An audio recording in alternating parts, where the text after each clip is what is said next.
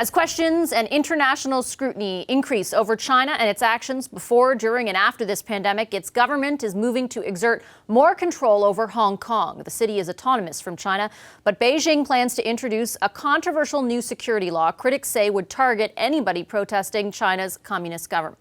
So will Canada denounce the proposed law? François-Philippe Champagne is the Minister of Foreign Affairs. I spoke to him just a bit earlier from Shawinigan in Quebec. Hi, Minister Champagne. Good to see you again.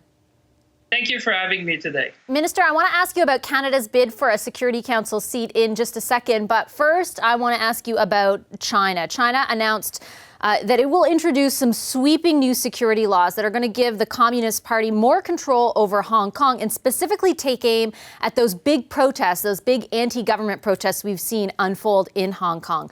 Do you condemn those proposed laws? Well, I'm very concerned. We saw the news report this morning. We're very concerned. As you know, as Canada, we have supported the high degree of autonomy that people in Hong Kong have enjoyed. We've been supporting the one country to system, the freedom that people in Hong Kong have been enjoying now. And we will continue to do so. You know, we have a vested interest in following the situation. We have more than 300,000 Canadians living in Hong Kong. So we will actively look into this matter.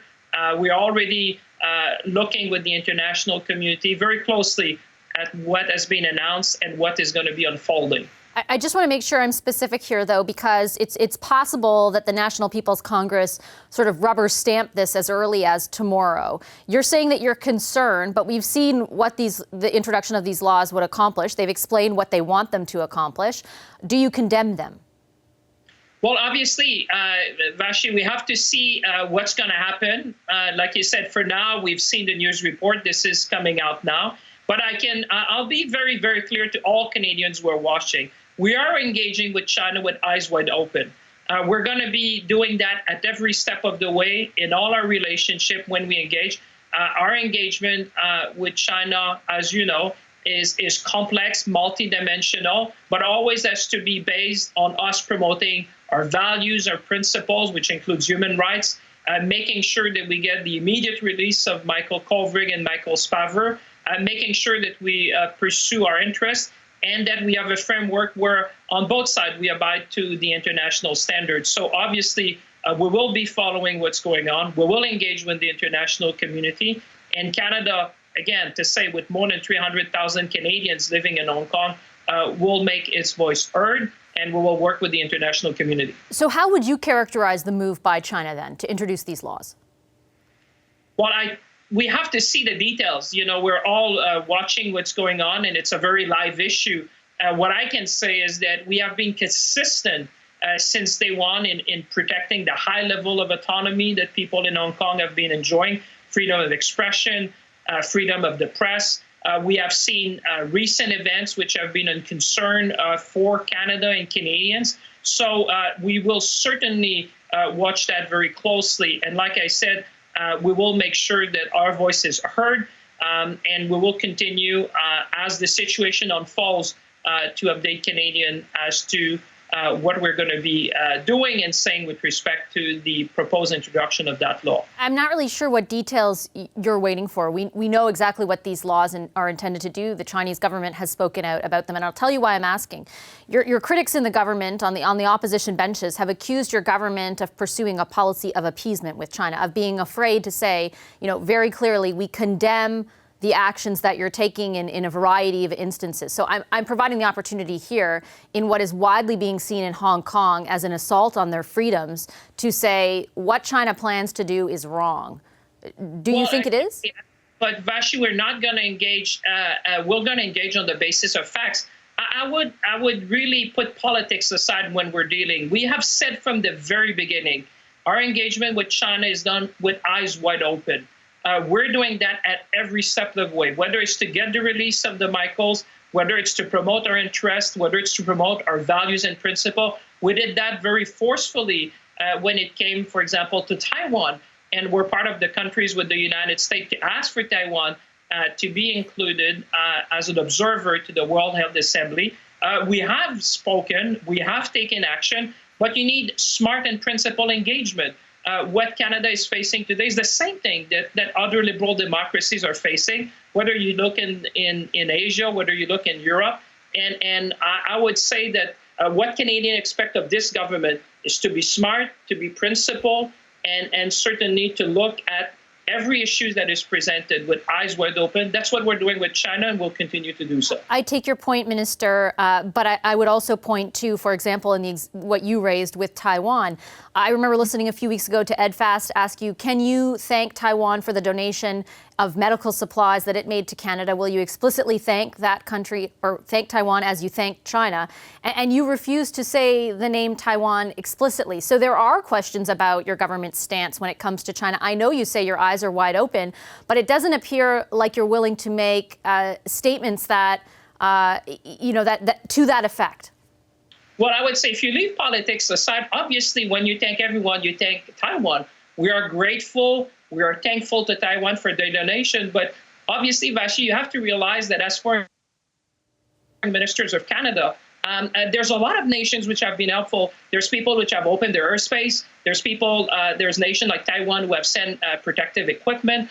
There's other nations which have helped to repatriate more than 40,000 Canadians. So I've been thankful, grateful, as you would expect, like all Canadians are, towards Taiwan and many other countries. We want to be inclusive because I can assure you, if we repatriated more than 40,000 Canadians, because a lot of countries around the world have helped us in many different ways. And as Canadians, we want to thank Taiwan. We want to be grateful to Taiwan, but also want to be grateful and thankful and inclusive to all the other nations who have helped us in so many ways to ensure the health and safety of Canadians and are continuing to do that. I understand what you're saying, Minister. I would just point to the fact that at that point, you wouldn't say Taiwan. You did in this instance. Let me move on because you brought up Michael Kovac and Michael Spavor, and I do want to get the latest from you on how they're doing. They've been now detained for more than 500 days. What's the latest information that you can tell us and about how they're holding up and whether they've received any consular visits at all since this outbreak began? Well, let me say, you're quite right. 500 days of detention is 500 days too many. It's more than 500 days now. The last time I spoke to my counterpart in China, I did raise the fact that we could have virtual consular visit because we understand the COVID crisis in China. But we want them to uphold the Vienna Convention. And I've been steadfast. I will continue to be at every step of the way to make sure that we have consular assistance. And also to ask for the immediate release. We have said that arbitrary detention should not be a tool in diplomacy. When did you last speak with your counterpart there, and was he receptive to the suggestion that consular visits could take place virtually? I can't recall because, as you know, I speak to a lot of foreign leaders on a daily basis. I think it's about a few weeks ago. But we're scheduled to have a call, I would think, in the next weeks. I made that suggestion because I realized that we did not get the consular visit as we normally have. And I want to insist, and I will insist that I will speak out, I will speak loud for the Vienna Convention to be respected. Are you frustrated that they have not acquiesced to that request for virtual consular visits? Well, I think it should, for me, it was made in the spirit that this existed. Certainly, we want that to happen. I wish things would happen faster. There's no doubt, Vashi, like everyone watching, you want the best for those people. We know that they're arbitrarily detained. We want for their immediate release. And in the meantime, we want to have to ease their detention condition. And certainly having access to them is essential. So we're using every tool of diplomacy, trust me, that we have, engaging with international partners, making sure we make the case directly, and making sure that our Chinese counterpart understand Canada's position when it comes to arbitrary detention. And on that, I want to ask you, because the Prime Minister made it, what I interpreted as very clear today, that they do not understand that position. He said that China doesn't understand Canada's independent judicial system. He called the detention arbitrary, which he has before. Does that mean, or should I interpret that to mean that as long as Meng Wanzhou is detained, the Michaels will be too? Well, my job is to make sure that Michael Kovac and Michael Spavor are released as quickly as possible. Arbitrary detention is no tool in diplomacy. They should not be detained. We have said that very clearly. We'll continue to say that, and we will advocate for their release. With respect to the Meng case, it's following judicial process. We have said it time and time again. This is in front of the court, and it will go to due process. There's a separation of power in our country. We believe in the rule of law. We believe in the separation of power. So that case, for me, is one thing. It's in front of the courts. When it comes to Michael Kovrig and Michael Spavor, it's a very different set of circumstances. And we know that this is about arbitrary detention. And I can assure you, not only Canada, but a number of countries around the world are concerned. That should never be a tool in diplomacy. But the way to get the release of the two Michaels is engagement. I will continue to engage, like I said, on the basis of our values and our principles. I will continue to engage and repeat to my counterpart in China that what they're doing now is damaging their reputation. And certainly, we will continue to engage with them with eyes wide open. Canada is currently campaigning for a seat on the UN Security Council. This week, more than 100 people, including David Suzuki, Noam Chomsky, and Romeo Saganash, signed a letter asking UN member countries to vote against Canada's bid for a seat. The letter argues that Canada is not acting as a benevolent player on the international stage. They cite, for example, Canada's military arms exports to Saudi Arabia, a country with a long record of human rights abuses. I asked Minister Champagne if these signatories have a point. Have a listen. Well, I would say the overwhelming majority of Canadians want Canada on the international stage. We're living through an unprecedented crisis, the biggest crisis in the last 75 years. I have heard no Canadians suggesting that Canadians should retreat from the international stage. People want Canada to be there to shape the institution of the 21st century, to be engaging with the world, to make sure that we have institutions which are fit for purpose. So honestly, no one is perfect. Canada is not perfect. But I can assure you that in all my discussions with leaders around the world, they want to see more of Canada. Our values, our principle. They know that Canada on the Security Council would certainly bring a transatlantic voice, which is much needed. Our fingerprints are on all the big initiatives that you've seen whenever we were on the Security Council, whether it's about the blue helmets during the Suez Canal crisis. At the time of crisis, Canada has always responded present and made a positive difference. And I think that's what the world expects from us.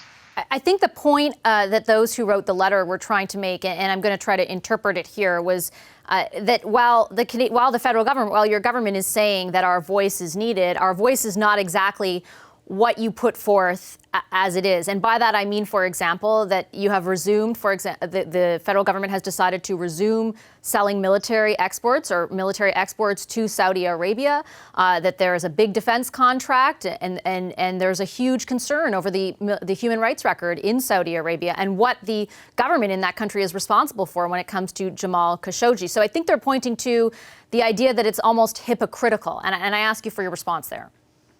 Well, I don't think there's any Canadian which are advocating for Canada to be less present in the world. There's a sense of togetherness. There's a sense that Canada can contribute. Canada can amplify the voice of countries around the world, whether it's the Caribbean state, whether it's in Africa. I've been talking to a lot of leaders, and to be honest, Vashi, I've not heard any of that. Quite the opposite. People want more of Canada. They understand that we bring a positive contribution.